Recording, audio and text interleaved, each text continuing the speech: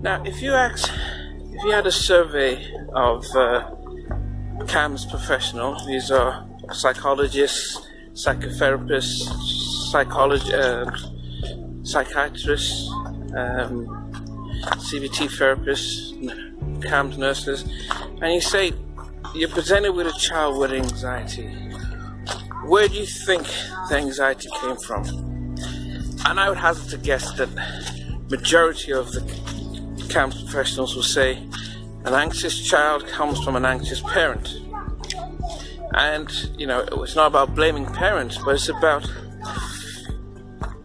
somewhere along the line when this child was born, something was happening in the family. Could have been a difficult pregnancy, could have been some financial situations within the family, or parental things, or some stress and anxiety. And sometimes it could be hereditary, how you were parented, and then you have your first child, and then some of those emotions creep in. But when we are working with children, especially when they're under 10 and they have anxiety, we tend to now have to focus on working with the parents. Because yes, I can give a child all the tools and all the strategies to overcome the anxiety, but when they go back into an environment which doesn't contain them, they end up coming back.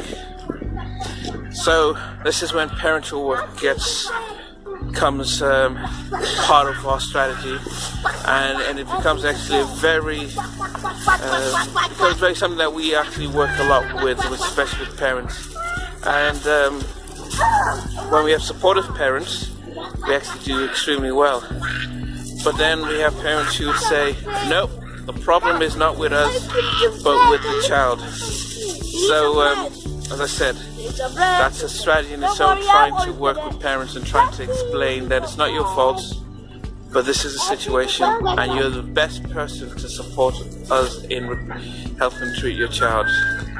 So anxiety, families, history.